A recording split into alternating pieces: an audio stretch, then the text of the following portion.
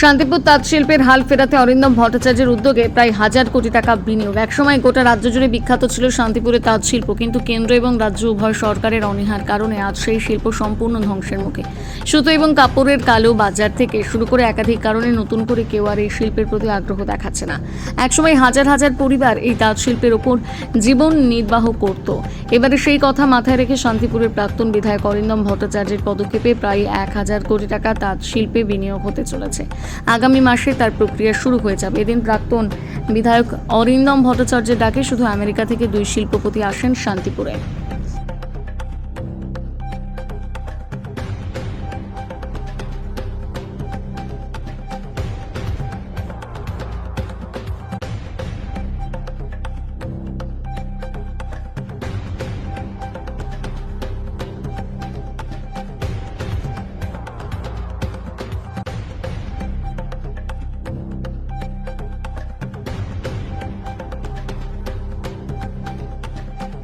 Through whom did you communicate and come to Shantipur?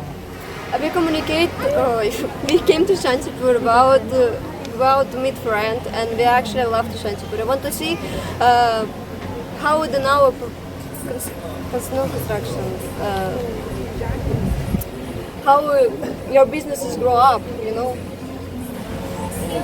And how much money are you investing in this industry? 100 million Where- USD. Please. 100 million USD. When will the investment be made? After a month. After a month. Yeah. With some condition. Yeah. Which time? Okay, thank you. উঁচু করে বলতে পারে আমরা শান্তিপুরের মানুষ, এবং শান্তিপুর যাতে সারা পশ্চিমবঙ্গ কেন সারা ভারতবর্ষকে পথ দেখাতে পারে, শান্তিপুর করে উঠবে শিল্পের প্রতিষ্ঠান, সেই উদ্দেশ্যই আমাদের একটা ছিল। এবং সেই উদ্দেশ্য নিয়েই আমরা বিভিন্ন জায়গায় গিয়েছিলাম, এবং আমাদের দাদাকে বলেছিলাম এবং যে আমরা শান্তিপুরকে আত্মনির্ভর শান্তিপুর গড়ে তুলতে চাই। আজকে শান্তিপুরে যে তাঁত শিল্প ছিল, একটা তাঁতের পেছনে 5 জন করে লোক ছিল। কেউ তাঁত বুনতো, কেউ পাড়ি দিত, কেউ নলি পাকাতো, কেউ আবার মার দিত। তাহলে একটা ব্যক্তির পিছনে আমরা সরকারি নিয়মে 6টা লোক, তাহলে কতগুলো পরিবার। আজকে সেই সমস্ত পরিবার, বিদেশি অতিথিরা যে এসেছিল তারা কি প্রতিশ্রুতি দিয়ে গেল? আজকে বিদেশি অতিথিরা এসছেন, তারা সারা শান্তিপুর ঘুরে দেখেছেন, শান্তিপুরের ঐতিহ্যকে তারা দেখেছেন, তারা ফুলিয়ায় গিয়েছেন, তারা শান্তিপুরের তাঁত শিল্প দেখেছেন, শান্তিপুরের বিভিন্ন বিগ্রহ বাড়িতে তারা গিয়েছেন, এবং শান্তিপুর শহরকে তারা খুবই ভালো লেগেছে। এবং শান্তিপুরের মানুষ আবেগপ্রবণ মানুষ, শান্তিপুরের মানুষকে ভালোবাসতে জানে। মানুষের এই ভালোবাসার টানে তারা শান্তিপুরকে বলেছেন যে আমরা শান্তিপুর যাতে আত্মনির্ভরতা লাভ করে, আমরা সেই জন্য শান্তিপুরে বিনিয়োগ নিয়ে আসবো। সেই জন্য তারা শান্তিপুরকে বিনিয়োগ করবে বলে তারা কথা দিয়ে গেলেন আমাদের এই বাবার স্থানে। কতদিনের মধ্যে কাজ শুরু হবে? ওনারা বলেছেন যে সামনের মাসের মধ্যেই তারা কাজ শুরু করবে।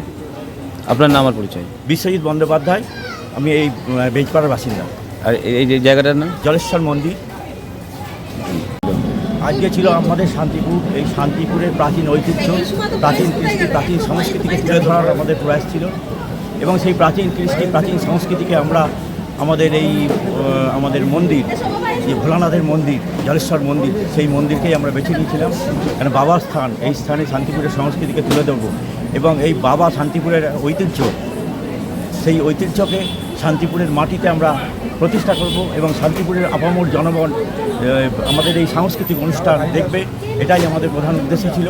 আর আরেকটা প্রধান উদ্দেশ্য ছিল যে আজকে শান্তিপুর, এই শান্তিপুর কৃষ্টির শান্তিপুর, সংস্কৃতির শান্তিপুর, অদ্বৈতাচার্য মহাপ্রভুর শান্তিপুর, সেই শান্তিপুরকে আমরা দেখেছি যে শান্তিপুরের মানুষ আগে আত্মনির্ভর ছিল।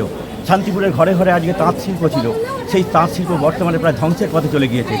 আজ শান্তিপুরের মানুষ আজকে পরনির্ভরশীল হয়ে পড়েছেন। শান্তিপুরের বহু যুবক আজকে শান্তিপুর ছেড়ে পরিযায়ী শ্রমিক হিসাবে বাইরে চলে যাচ্ছেন।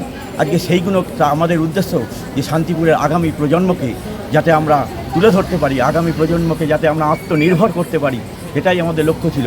সেই আত্মনির্ভরতাকে আজ বিদেশি অতিথিরা এসেছিল, সূর্যপুরে ফাউন্ডেশন বলছিল বা শান্তিপুর সেবা সংঘ, এই বিষয় নিয়ে কি প্রোগ্রামটা কী ছিল যদি বিস্তারিত বলেন?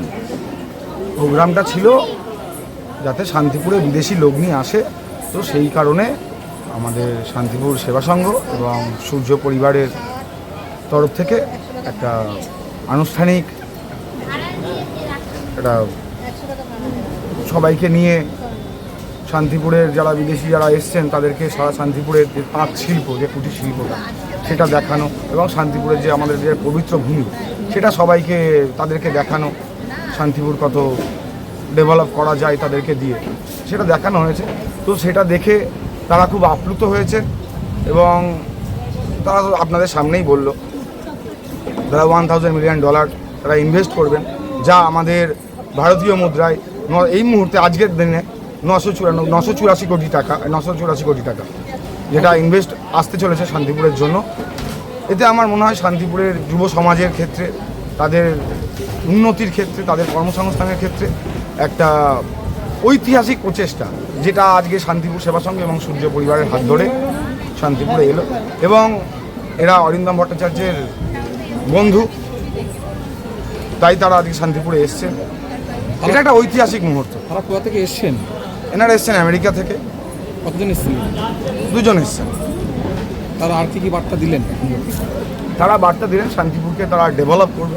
তারা শান্তিপুরের তাঁতিদের বাড়িতে গিয়ে তাঁত দেখে এসছেন এবং তারা বিভিন্ন বিঘ্ন বাড়ি এবং শান্তিপুরে যে রাম মন্দির হচ্ছে সেখানেও তারা গিয়েছিলেন, পূর্ণভূমিতে গিয়েছিলেন।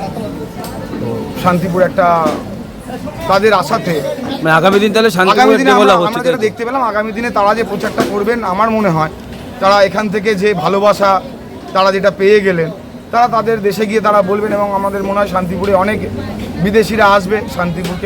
কতদিন লাগবে কাজ শুরু হতে? ওনারা বললেন 1 মাসের মধ্যে তারা এই কাজটা শুরু করবেন। তো তার শান্তিপুর তাদের মুখে হাসি ফুটছে, তাই তো? শান্তিপুরের তাঁতিদের মুখে শুধু হাসি নয়, তাদের সব কিছু পরিবর্তন হতে চলেছে।